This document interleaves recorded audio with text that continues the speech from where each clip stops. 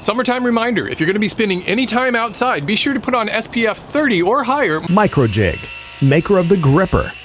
Work safer, work smarter. One of the things you'll discover when you start woodworking is that not every project is going to be an heirloom piece. Most of what I do are DIY projects, things that just need to be done around the house. This spring, we're spending a lot of time working in the yard, trying to update some of the landscaping. A couple of weeks ago, I cut down a tree that was right here in front of the porch, and right now we've got this all dug up. We're gonna replace this area with succulents, which are much easier to take care of and really thrive in our environment. You can follow along with all of those projects over on my second channel, HGMM. With that big tree no longer blocking this space, we thought it would be nice to include some succulents in planter boxes all the way down this staircase. So I knew from the start this isn't going to be any kind of earth-shattering woodworking project, but it's one that I need to get done, and it's the kind of DIY project that we all take on from time to time. And I thought it would be helpful to show you how even the simplest projects benefit from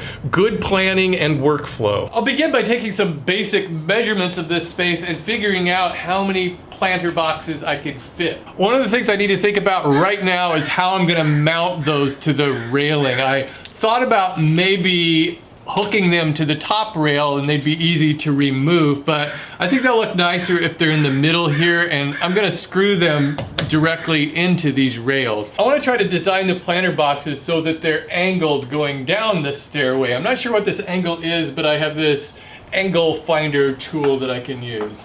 This tool is just for transferring angles. It doesn't have any degree marks on it. I don't have a protractor, but I can use the miter gauge on my table saw to tell me what that angle is. So it looks like it's 30 degrees, and I think that's probably standard for a stairway. I find that drawing up plans in SketchUp, even for the simplest projects, saves me a ton of time in the shop. Here I'm experimenting with the size and shape of the planters and discovering some things about how I'm gonna build them. I realize it's gonna be easiest to put the bottom on last rather than wrap the sides around the bottom. And I need to consider making room to get the drill in to screw these into place, so I'll just make the backs a little bit taller. I'm discovering kind of an optical illusion. The angled ones kind of look longer than the square ones, so I'm kind of adjusting them. It can also be really helpful to drop these 3D renderings into an actual photograph and to see how the proportions work out.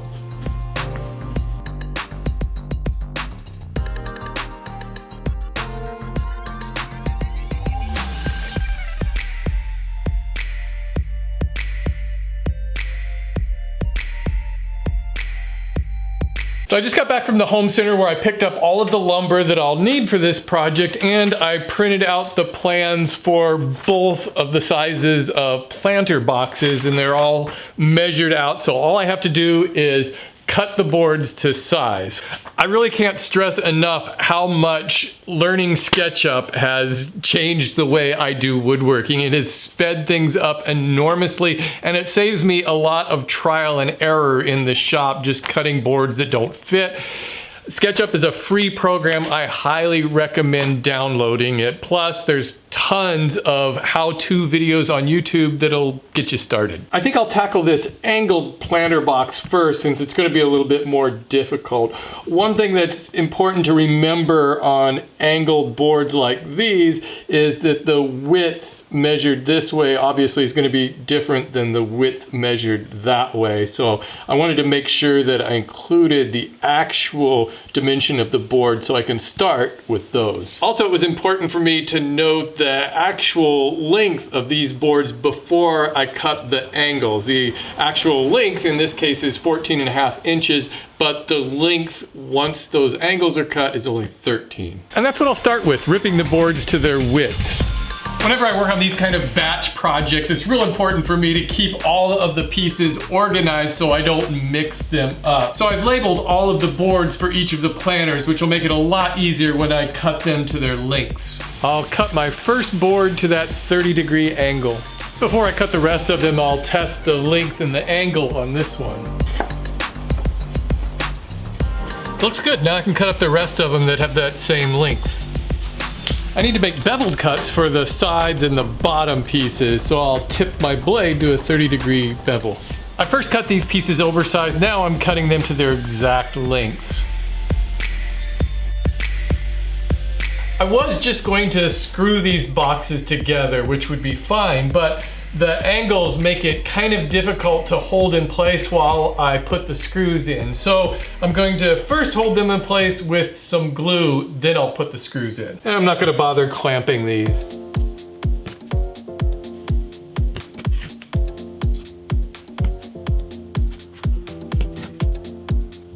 All right, so I'll just let these sit for a while, then come back, put the screws in, and attach the bottoms. Well, I ended up getting sidetracked yesterday afternoon, and these boxes ended up drying overnight, which is fine. It gives them plenty of strength. They don't really need screws, but I'm gonna go ahead and add the screws anyway. I'm using self-tapping screws, but since these are so close to the ends of the board, I'm gonna drill pilot holes to keep them from splitting.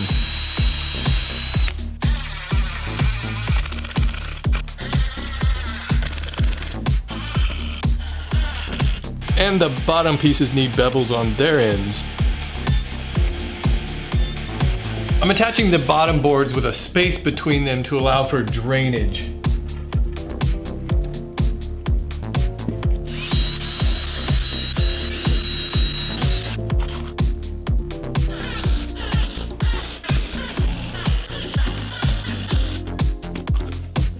The other three boxes are going to be super easy to make because there's no bevels or angles. Well, I guess there's 90-degree angle, but you know what I mean.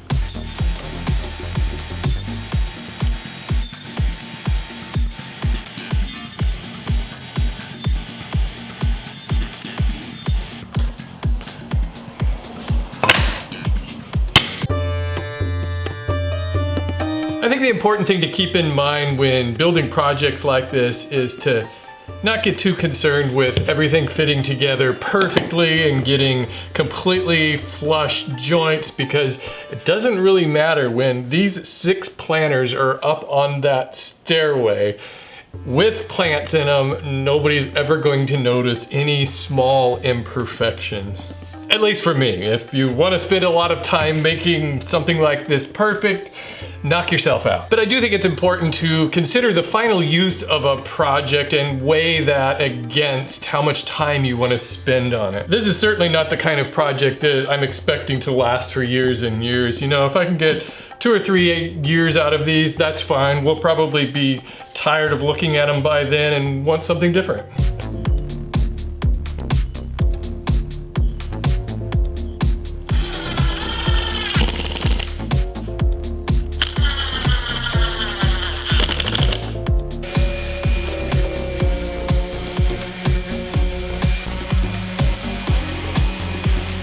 The final decision to make is what color to paint these planters. We've got a few different choices here. We can either paint them the salmon color of the wall, which would add some contrast here. We could do an accent color like the blue of our front door.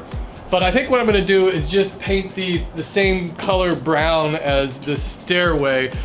I don't want the planter boxes to be showing themselves off as much as the succulents that'll be growing in them. So this is actually a solid deck stain that Chris used to paint the stairs with. And it's gonna be perfect for these planters because it provides a lot of moisture protection.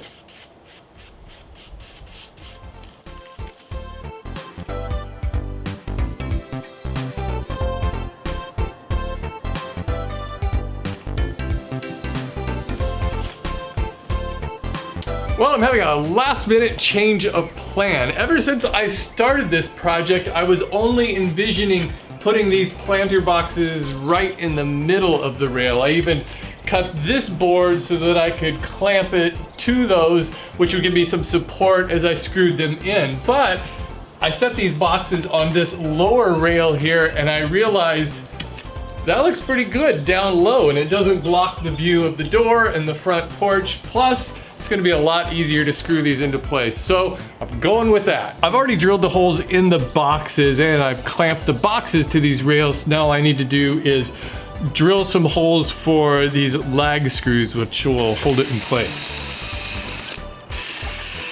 By the way, I don't know if it's just me, but hanging things on walls, whether it's picture frames or cabinets, always stresses me out. It's always, to me, the most difficult part of any project. I don't know, maybe it's just the stress of putting holes in a wall and worrying that if I get them in the wrong spot, I'm gonna be left with this huge hole in the wall. Okay, that wasn't too bad.